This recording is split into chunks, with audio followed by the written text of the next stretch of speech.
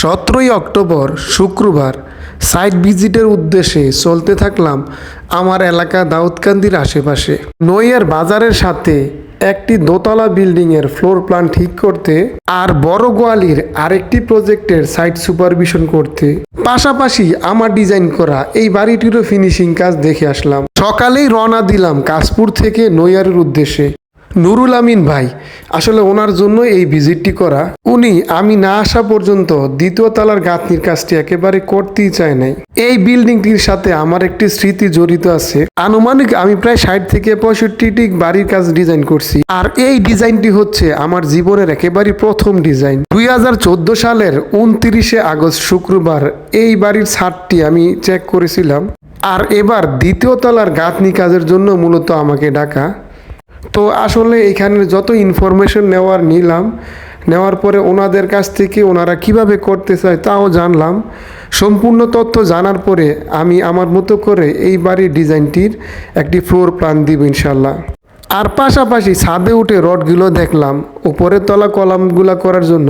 সত্যি আসলে যারা কাজ করছেন ওনাদের কাজের ফিনিশিং অনেকটা ভালোই ছিল আমার কাছে যতটুকু মনে হলো, যদিও আমি ছাদ ঢালাইয়ের সময় আসতে পারি নাই।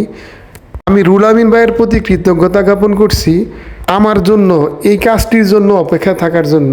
জুম্মার নামাজ পড়ে লাঞ্চ করে আনুমানিক 3টার দিকে রওনা দিলাম আরেকটি প্রজেক্টে যাওয়ার জন্য।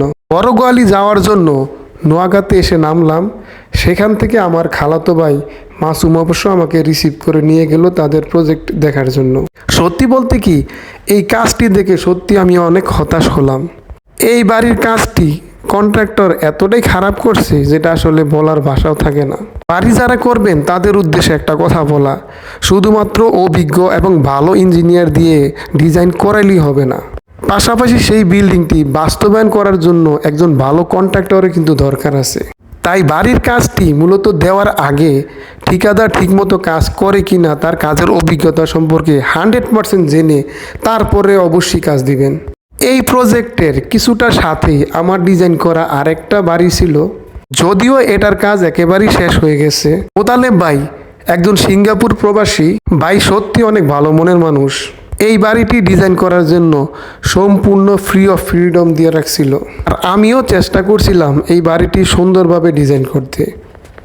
তো বাড়িটি ঘুরে ঘুরে দেখলাম, ছাদ থেকে শুরু করে একেবারে সামনে টেরেস সম্পূর্ণ সব কিছু দেখলাম। আসলে একটা ইঞ্জিনিয়ারের সার্থকতা এখানেই থাকে। বাড়ির ডিজাইন কাগজে কলমে সীমাবদ্ধ না থেকে যখন বাস্তবে দাঁড়ায়। সত্যি কথা বলতে কি, বাড়ির ড্রয়িং করার ক্ষেত্রে এই এলাকার মানুষগুলোকে খুবই ভালো পেয়েছি। তাই ইনশাল্লাহ চেষ্টা করব ভবিষ্যতে যদি এই এলাকার থেকে কোনো কাজ আসে আরও ভালোভাবে করে দেওয়ার জন্য। খালাতো ভাই মাসুম, ওর জন্য শুভকামনা রইল। আসলে আজকের সাইট ভিজিটে অনেক সহযোগিতা করছে। সবচেয়ে খারাপ লাগলো বাড়ির এত কাছাকাছি এসেও বাড়ি যেতে পারি নাই। বাড়ির সবাই আমাকে ক্ষমা করবেন এই জন্য। আসলে আমি যখন যাচ্ছিলাম অলরেডি মাগরিবের আজান দিয়ে দিছিল। তো ভিডিও শেষে একটা কথাই বলবো, যারা বাড়ি ডিজাইন করবেন ভালো এবং অভিজ্ঞ একজন ইঞ্জিনিয়ার দিয়ে অবশ্যই আপনার বাড়িটি ডিজাইন করবেন। আল্লাহ হাফেজ।